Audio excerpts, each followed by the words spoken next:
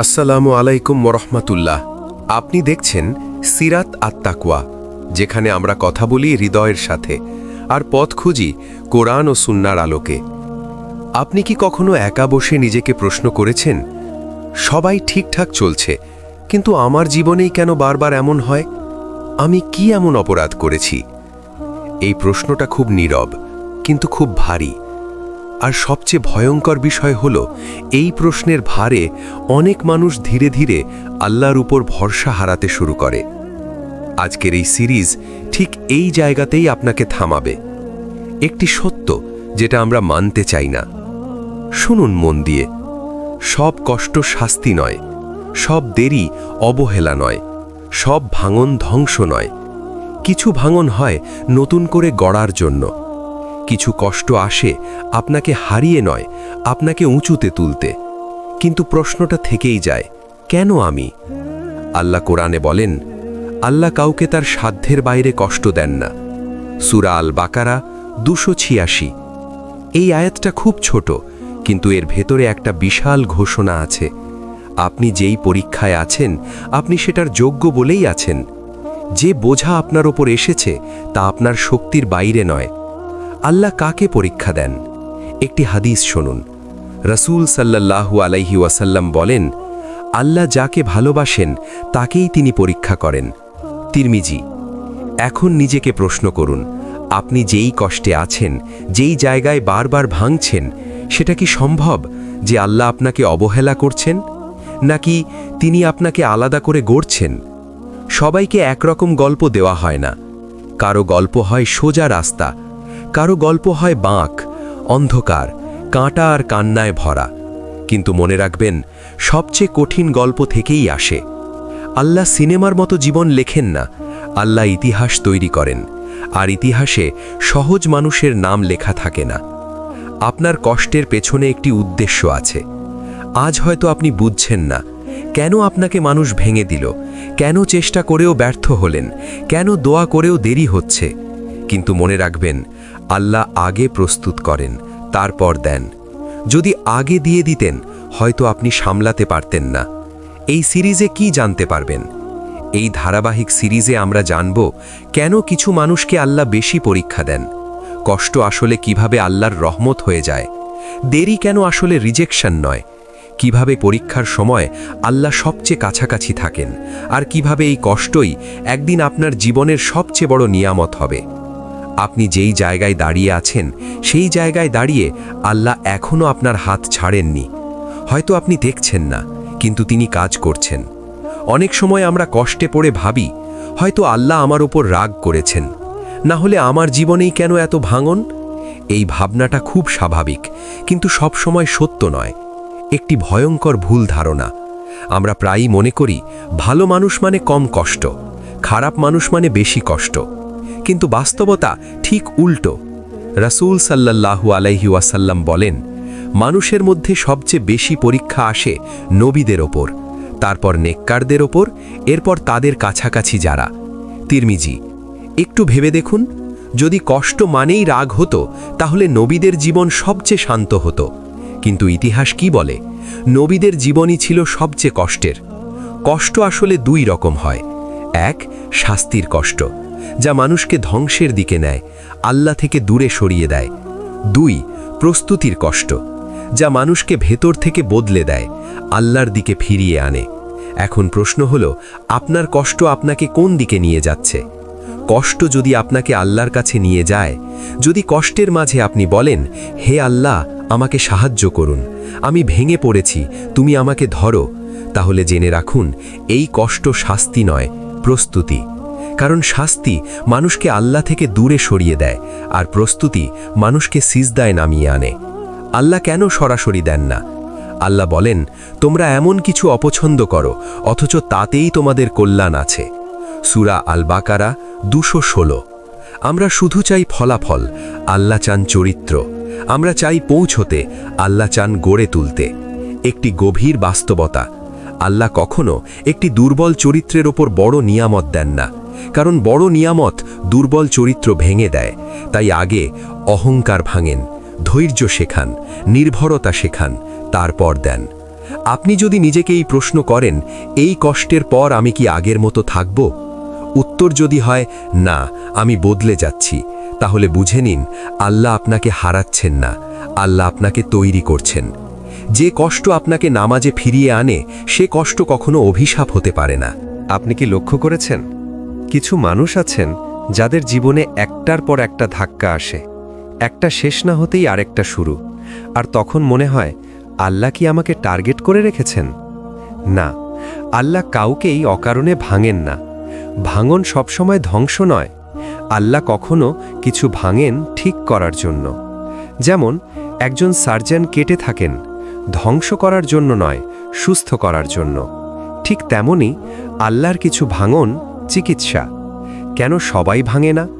কারণ সবাই একই জায়গায় যাওয়ার জন্য তৈরি হচ্ছে না। কাউকে তৈরি করা হচ্ছে সাধারণ জীবনের জন্য, কাউকে তৈরি করা হচ্ছে নেতৃত্বের জন্য, কাউকে তৈরি করা হচ্ছে দাওয়ার জন্য, কাউকে তৈরি করা হচ্ছে অনেক মানুষের দুঃখ বোঝার জন্য। যে মানুষ কষ্ট বোঝে না, সে মানুষকে ধারণ করতে পারে না। কুরআনের একটি শক্ত আয়াত, আল্লাহ বলেন, আমি অবশ্যই তোমাদের পরীক্ষা করব ভয়, ক্ষুধা, সম্পদ, জীবন ও ফল দিয়ে, আর ধৈর্যশীলদের সুসংবাদ দাও। সূরা আল বাকারা 155। খেয়াল করুন, আল্লাহ বলেননি কিছু মানুষকে, বলেছেন তোমাদের। কিন্তু সবার পরীক্ষার মাত্রা এক নয়। বারবার ভাঙার কারণ কি? অহংকার ভাঙার জন্য।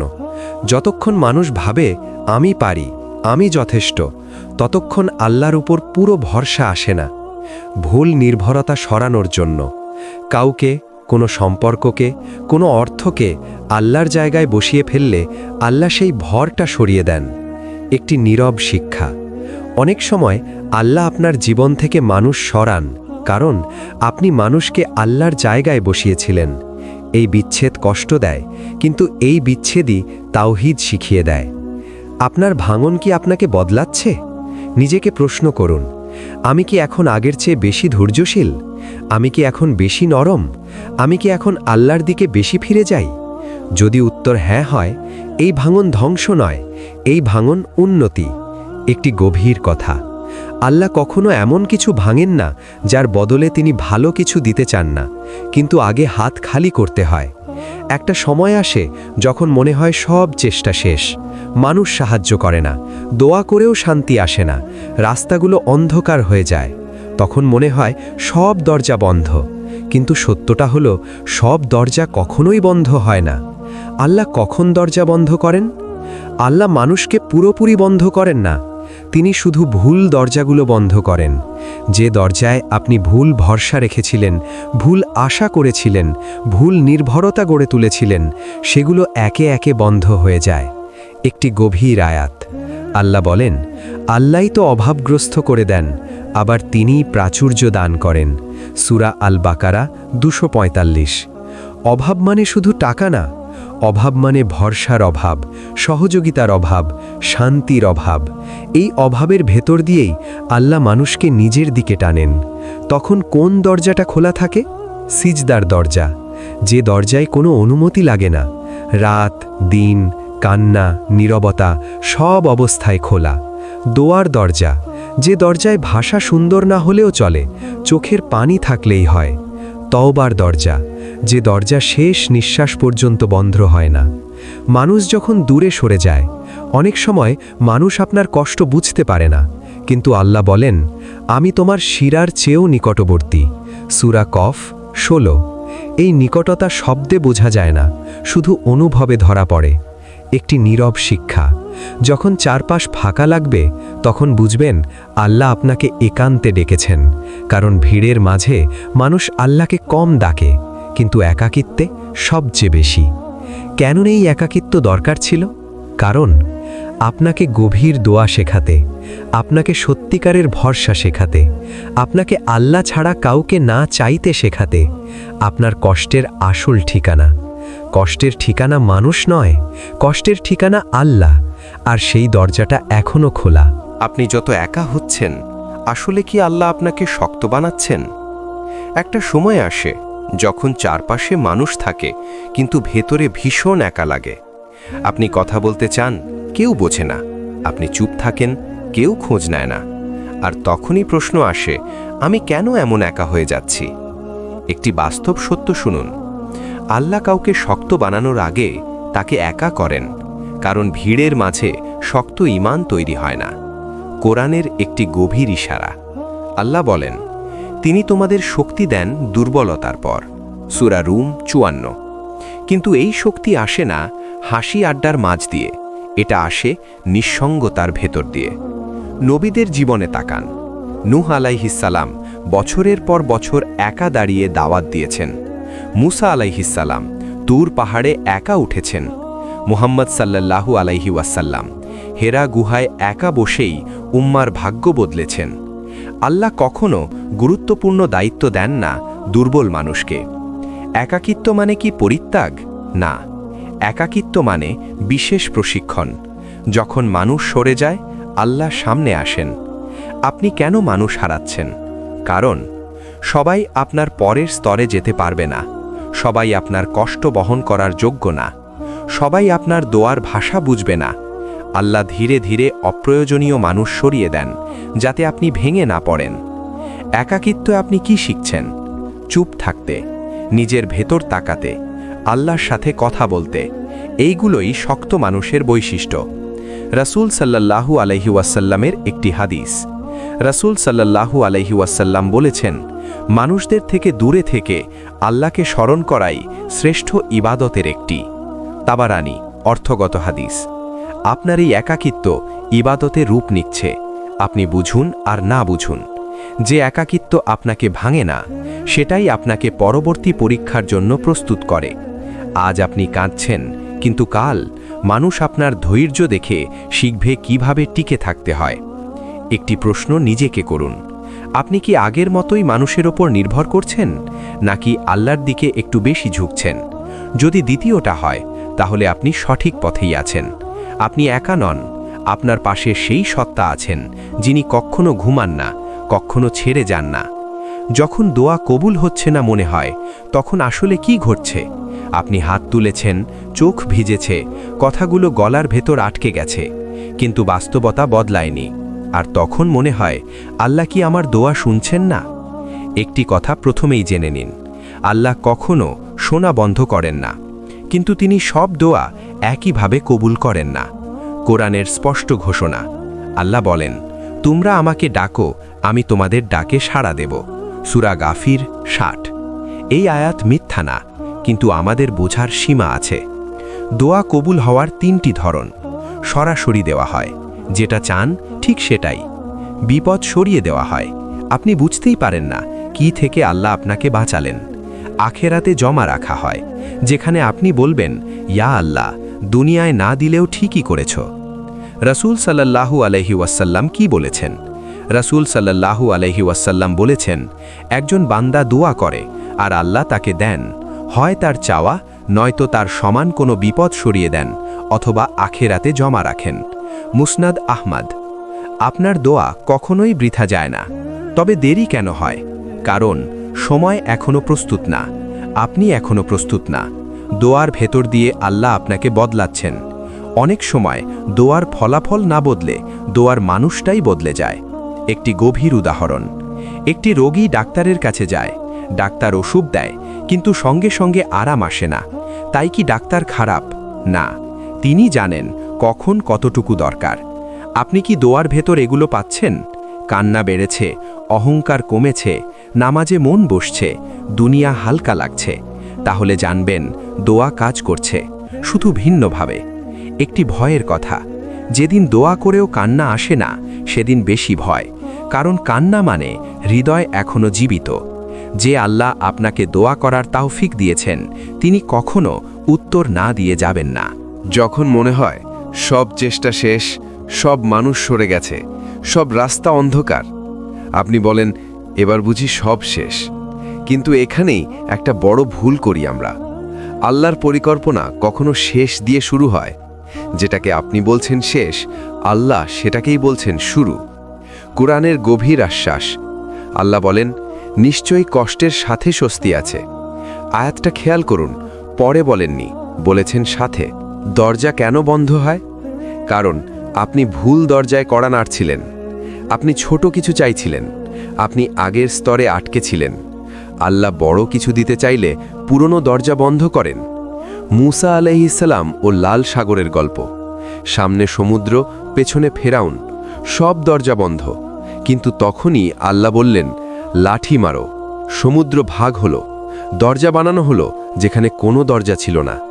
আপনার জীবনেও কি তাই হচ্ছে? আজ আপনি এমন জায়গায় দাঁড়িয়ে যেখানে কোনো উপায় নেই, যেখানে কোনো মানুষ নেই, যেখানে শুধু আল্লাহ আছেন।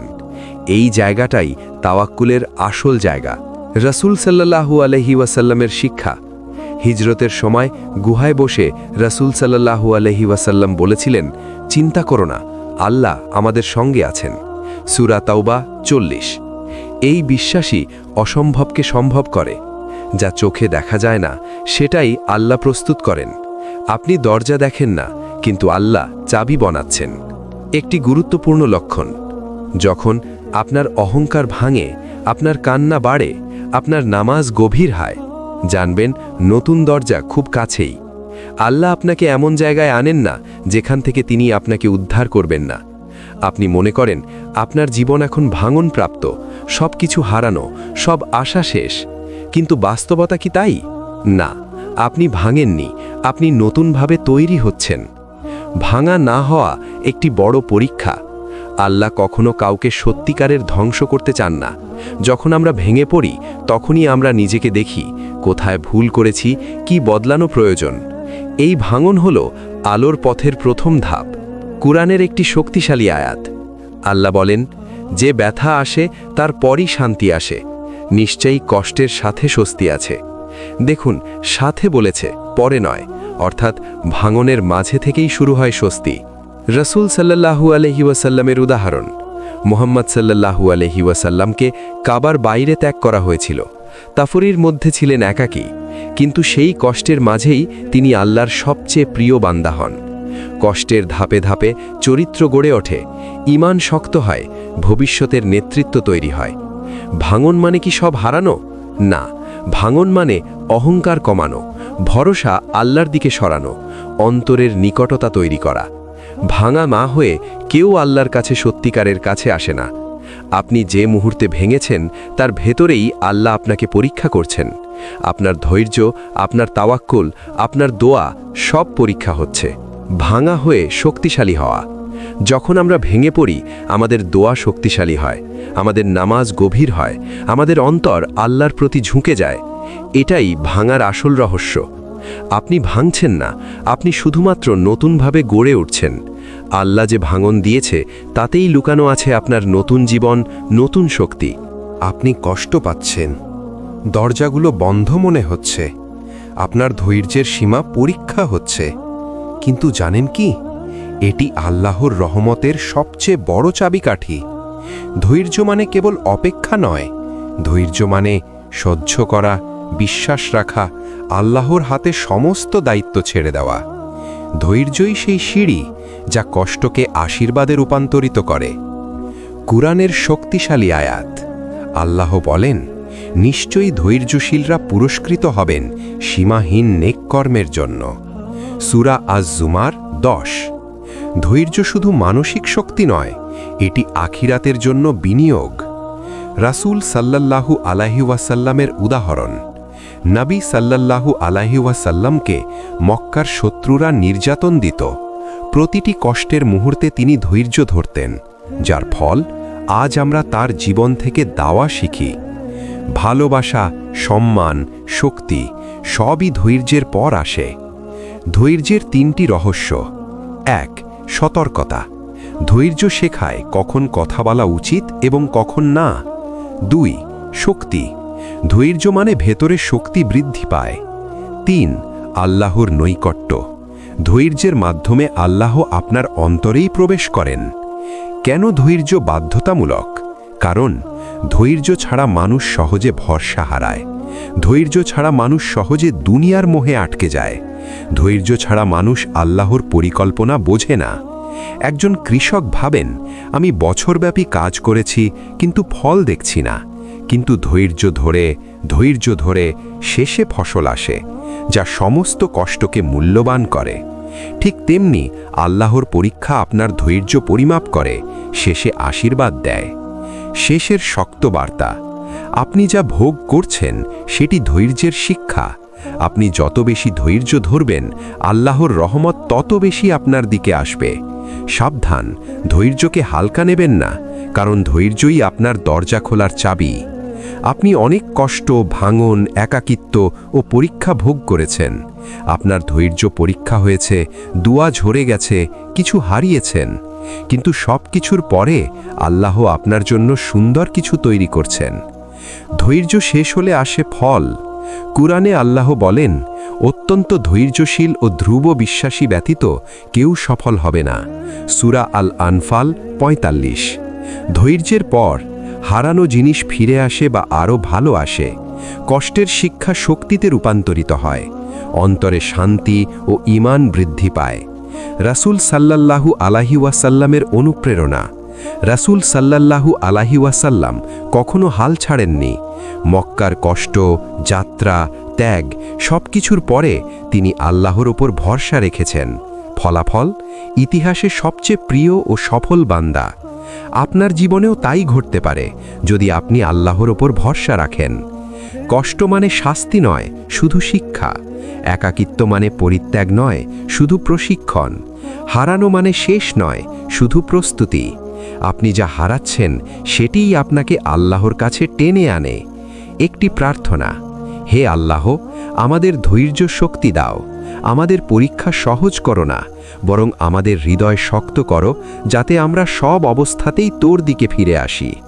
এ ছিল সিরাত আত তাকওয়ার পক্ষ থেকে আজকের আত্মজাগরণী বার্তা। যদি আমাদের ভিডিও ভালো লাগে, লাইক, কমেন্ট, শেয়ার করুন আর অবশ্যই চ্যানেল সাবস্ক্রাইব করে রাখুন।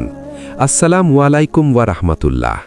আপনি যত একা হচ্ছেন, আসলে কি আল্লাহ আপনাকে শক্ত বানাচ্ছেন? একটা সময় আসে যখন চারপাশে মানুষ থাকে, কিন্তু ভেতরে ভীষণ একা লাগে। আপনি কথা বলতে চান, কেউ বোঝে না। আপনি চুপ থাকেন, কেউ খোঁজ নেয় না। আর তখনই প্রশ্ন আসে, আমি কেন এমন একা হয়ে যাচ্ছি? একটি বাস্তব সত্য শুনুন। আল্লাহ কাউকে শক্ত বানানোর আগে তাকে একা করেন, কারণ ভিড়ের মাঝে শক্ত ঈমান তৈরি হয় না। কোরআনের একটি গভীর ইশারা। আল্লাহ বলেন, তিনি তোমাদের শক্তি দেন দুর্বলতার পর। সূরা রুম ৫৪। কিন্তু এই শক্তি আসে না হাসি আড্ডার মাঝ দিয়ে, এটা আসে নিঃসঙ্গতার ভেতর দিয়ে। নবীদের জীবনে তাকান। নূহ আলাইহিসসালাম বছরের পর বছর একা দাঁড়িয়ে দাওয়াত দিয়েছেন। মুসা আলাইহিসসালাম তুর পাহাড়ে একা উঠেছেন। মুহাম্মদ সাল্লাল্লাহু আলাইহি ওয়াসাল্লাম হেরা গুহায় একা বসেই উম্মার ভাগ্য বদলেছেন। আল্লাহ কখনো গুরুত্বপূর্ণ দায়িত্ব দেন না দুর্বল মানুষকে। একাকিত্ব মানে কি পরিত্যাগ? না, একাকিত্ব মানে বিশেষ প্রশিক্ষণ। যখন মানুষ সরে যায়, আল্লাহ সামনে আসেন। আপনি কেন মানুষ হারাচ্ছেন? কারণ সবাই আপনার পরের স্তরে যেতে পারবে না। সবাই আপনার কষ্ট বহন করার যোগ্য না। সবাই আপনার দোয়ার ভাষা বুঝবে না। আল্লাহ ধীরে ধীরে অপ্রয়োজনীয় মানুষ সরিয়ে দেন, যাতে আপনি ভেঙে না পড়েন। একাকিত্ব আপনি কি শিখছেন? চুপ থাকতে, নিজের ভেতর তাকাতে, আল্লাহর সাথে কথা বলতে। এইগুলোই শক্ত মানুষের বৈশিষ্ট্য। রাসূল সাল্লাল্লাহু আলাইহি ওয়াসাল্লামের একটি হাদিস। রাসূল সাল্লাল্লাহু আলাইহি ওয়াসাল্লাম বলেছেন, মানুষদের থেকে দূরে থেকে আল্লাহকে স্মরণ করাই শ্রেষ্ঠ ইবাদতের একটি। তাবারানী, অর্থগত হাদিস। আপনার এই একাকিত্ব ইবাদতে রূপ নিচ্ছে। আপনি বুঝুন আর না বুঝুন। যে একাকিত্ব আপনাকে ভাঙে না, সেটাই আপনাকে পরবর্তী পরীক্ষার জন্য প্রস্তুত করে। আজ আপনি কাঁদছেন, কিন্তু কাল মানুষ আপনার ধৈর্য দেখে শিখবে কিভাবে টিকে থাকতে হয়। একটি প্রশ্ন নিজেকে করুন। আপনি কি আগের মতোই মানুষের ওপর নির্ভর করছেন, নাকি আল্লাহর দিকে একটু বেশি ঝুঁকছেন? যদি দ্বিতীয়টা হয়, তাহলে আপনি সঠিক পথেই আছেন। আপনি একা নন, আপনার পাশে সেই সত্তা আছেন যিনি কখনো ঘুমান না, কখনো ছেড়ে যান না।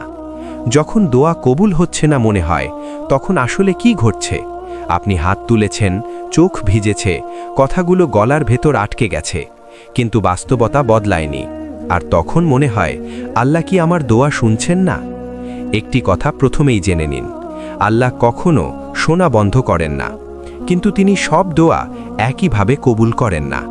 কোরআনের স্পষ্ট ঘোষণা, আল্লাহ বলেন, তোমরা আমাকে ডাকো, আমি তোমাদের ডাকে সাড়া দেব। সূরা গাফির 60। এই আয়াত মিথ্যা না, কিন্তু আমাদের বোঝার সীমা আছে। দোয়া কবুল হওয়ার 3টি ধরন। সরাসরি দেওয়া হয়, যেটা চান ঠিক সেটাই। বিপদ সরিয়ে দেওয়া হয়, আপনি বুঝতেই পারেন না কি থেকে আল্লাহ আপনাকে বাঁচালেন। আখেরাতে জমা রাখা হয়, যেখানে আপনি বলবেন, ইয়া আল্লাহ, দুনিয়ায় না দিলেও ঠিকই করেছ। রাসূল সাল্লাল্লাহু আলাইহি ওয়াসাল্লাম কি বলেছেন? রাসূল সাল্লাল্লাহু আলাইহি ওয়াসাল্লাম বলেছেন, একজন বান্দা দোয়া করে আর আল্লাহ তাকে দেন, হয় তার চাওয়া, নয়তো তার সমান কোনো বিপদ সরিয়ে দেন, অথবা আখেরাতে জমা রাখেন। মুসনাদ আহমদ। আপনার দোয়া কখনোই বৃথা যায় না। তবে দেরি কেন হয়? কারণ সময় এখনো প্রস্তুত না, আপনি এখনো প্রস্তুত না। দোয়ার ভেতর দিয়ে আল্লাহ আপনাকে বদলাচ্ছেন। অনেক সময় দোয়ার ফলাফল না বদলে দোয়ার মানুষটাই বদলে যায়।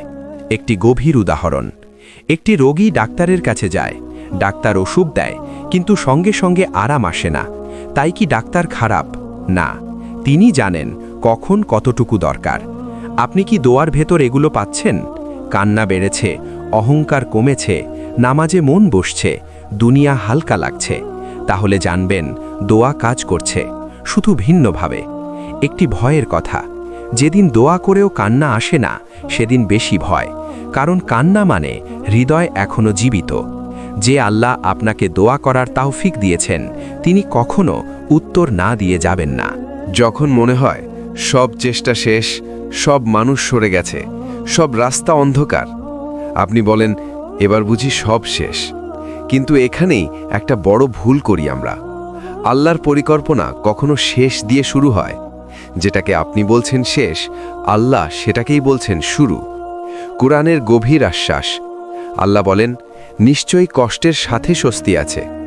আয়াতটা খেয়াল করুন, পরে বলেননি, বলেছেন সাথে। দরজা কেন বন্ধ হয়? কারণ আপনি ভুল দরজায় কড়া নাড়ছিলেন। আপনি ছোট কিছু চাইছিলেন, আপনি আগের স্তরে আটকে ছিলেন। আল্লাহ বড় কিছু দিতে চাইলে পুরনো দরজা বন্ধ করেন। মুসা আলাইহিস সালাম ও লাল সাগরের গল্প। সামনে সমুদ্র, পেছনে ফেরাউন, সব দরজা বন্ধ। কিন্তু তখনই আল্লাহ বললেন, লাঠি মারো। সমুদ্র ভাগ হলো, দরজা বানানো হলো যেখানে কোনো দরজা ছিল না। আপনার জীবনেও কি তাই হচ্ছে? আজ আপনি এমন জায়গায় দাঁড়িয়ে যেখানে কোনো উপায় নেই, যেখানে কোনো মানুষ নেই, যেখানে শুধু আল্লাহ আছেন। এই জায়গাটাই তাওয়াক্কুলের আসল জায়গা। রাসূল সাল্লাল্লাহু আলাইহি ওয়াসাল্লামের শিক্ষা। হিজরতের সময় গুহায় বসে রাসূল সাল্লাল্লাহু আলাইহি ওয়াসাল্লাম বলেছিলেন, চিন্তা করো না, আল্লাহ আমাদের সঙ্গে আছেন। সূরা তাওবা 40। এই বিশ্বাসই অসম্ভবকে সম্ভব করে। যা চোখে দেখা যায় না, সেটাই আল্লাহ প্রস্তুত করেন। আপনি দরজা দেখেন না, কিন্তু আল্লাহ চাবি বানাচ্ছেন। একটি গুরুত্বপূর্ণ লক্ষণ, যখন আপনার অহংকার ভাঙে, আপনার কান্না বাড়ে, আপনার নামাজ গভীর হয়, জানবেন নতুন দরজা খুব কাছেই। আল্লাহ আপনাকে এমন জায়গায় আনেন না যেখান থেকে তিনি আপনাকে উদ্ধার করবেন না। আপনি মনে করেন আপনার জীবন এখন ভাঙনপ্রাপ্ত, সব কিছু হারানো, সব আশা শেষ। কিন্তু বাস্তবতা কি তাই? না, আপনি ভাঙেননি, আপনি নতুনভাবে তৈরি হচ্ছেন। ভাঙা না হওয়া একটি বড় পরীক্ষা। আল্লাহ কখনো কাউকে সত্যিকারের ধ্বংস করতে চান না। যখন আমরা ভেঙে পড়ি, তখনই আমরা নিজেকে দেখি কোথায় ভুল করেছি, কি বদলানো প্রয়োজন। এই ভাঙন হল আলোর পথের প্রথম ধাপ। কুরআনের একটি শক্তিশালী আয়াত। আল্লাহ বলেন, যে ব্যথা আসে তার পরই শান্তি আসে। নিশ্চয়ই কষ্টের সাথে স্বস্তি আছে। দেখুন, সাথে বলেছে, পরে নয়, অর্থাৎ ভাঙনের মাঝে থেকেই শুরু হয় স্বস্তি। রাসূল সাল্লাল্লাহু আলাইহি ওয়াসাল্লামের উদাহরণ। মুহাম্মদ সাল্লাল্লাহু আলাইহি ওয়াসাল্লামকে কাবার বাইরে ত্যাগ করা হয়েছিল। তাফরীর মধ্যে ছিলেন একাকী, কিন্তু সেই কষ্টের মাঝেই তিনি আল্লাহর সবচেয়ে প্রিয় বান্দা হন। কষ্টের ধাপে ধাপে চরিত্র গড়ে ওঠে, ঈমান শক্ত হয়, ভবিষ্যতের নেতৃত্ব তৈরি হয়। ভাঙন মানে কি সব হারানো? না, ভাঙন মানে অহংকার কমানো, ভরসা আল্লাহর দিকে সরানো, অন্তরের নিকটতা তৈরি করা। ভাঙা মা হয়ে কেউ আল্লাহর কাছে সত্যিকারের কাছে আসে না। আপনি যে মুহূর্তে ভেঙেছেন তার ভেতরেই আল্লাহ আপনাকে পরীক্ষা করছেন। আপনার ধৈর্য, আপনার তাওয়াক্কুল, আপনার দোয়া সব পরীক্ষা হচ্ছে। ভাঙা হয়ে শক্তিশালী হওয়া। যখন আমরা ভেঙে পড়ি, আমাদের দোয়া শক্তিশালী হয়, আমাদের নামাজ গভীর হয়, আমাদের অন্তর আল্লাহর প্রতি ঝুঁকে যায়। এটাই ভাঙার আসল রহস্য। আপনি ভাঙছেন না, আপনি শুধুমাত্র নতুনভাবে গড়ে উঠছেন। আল্লাহ যে ভাঙন দিয়েছে তাতেই লুকানো আছে আপনার নতুন জীবন, নতুন শক্তি। আপনি কষ্ট পাচ্ছেন, দরজাগুলো বন্ধ মনে হচ্ছে, আপনার ধৈর্যের সীমা পরীক্ষা হচ্ছে। কিন্তু জানেন কি, এটি আল্লাহর রহমতের সবচেয়ে বড় চাবিকাঠি। ধৈর্য মানে কেবল অপেক্ষা নয়, ধৈর্য মানে সহ্য করা, বিশ্বাস রাখা, আল্লাহর হাতে সমস্ত দায়িত্ব ছেড়ে দেওয়া। ধৈর্যই সেই সিঁড়ি যা কষ্টকে আশীর্বাদে রূপান্তরিত করে। কুরআনের শক্তিশালী আয়াত। আল্লাহ বলেন, নিশ্চয়ই ধৈর্যশীলরা পুরস্কৃত হবেন সীমাহীন নেক কর্মের জন্য। সূরা আজ-জুমার 10। ধৈর্য শুধু মানসিক শক্তি নয়, এটি আখিরাতের জন্য বিনিয়োগ। রাসূল সাল্লাল্লাহু আলাইহি ওয়াসাল্লামের উদাহরণ। নবী সাল্লাল্লাহু আলাইহি ওয়াসাল্লামকে মক্কার শত্রুরা নির্যাতন দিত। প্রতিটি কষ্টের মুহূর্তে তিনি ধৈর্য ধরতেন, যার ফল আজ আমরা তার জীবন থেকে দাওয়া শিখি।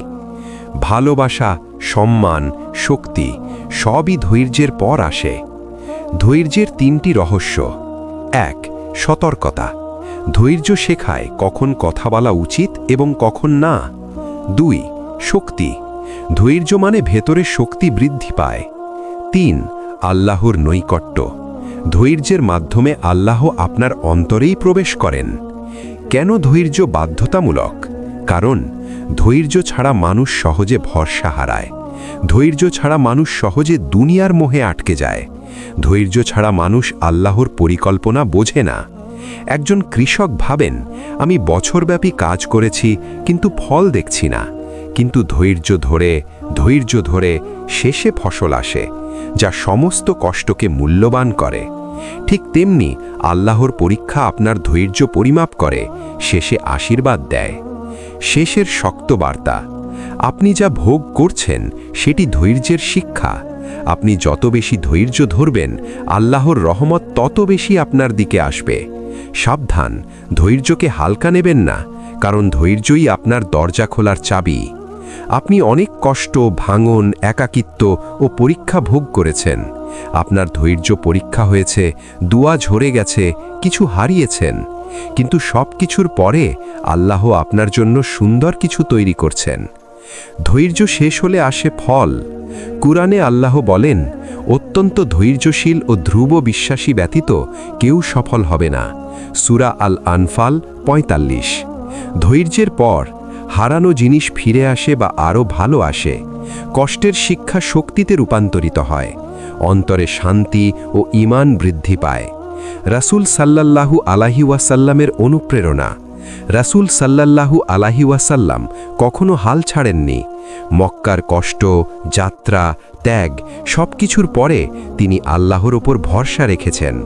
ফলাফল, ইতিহাসে সবচেয়ে প্রিয় ও সফল বান্দা। আপনার জীবনেও তাই ঘটতে পারে, যদি আপনি আল্লাহর ওপর ভরসা রাখেন। কষ্ট মানে শাস্তি নয়, শুধু শিক্ষা। একাকিত্ব মানে পরিত্যাগ নয়, শুধু প্রশিক্ষণ। হারানো মানে শেষ নয়, শুধু প্রস্তুতি। আপনি যা হারাচ্ছেন সেটিই আপনাকে আল্লাহর কাছে টেনে আনে। একটি প্রার্থনা, হে আল্লাহ, আমাদের ধৈর্য শক্তি দাও। আমাদের পরীক্ষা সহজ করো না, বরং আমাদের হৃদয় শক্ত করো, যাতে আমরা সব অবস্থাতেই তোর দিকে ফিরে আসি। এ ছিল সিরাত আত-তাকওয়ার পক্ষ থেকে আজকের আত্মজাগরণী বার্তা।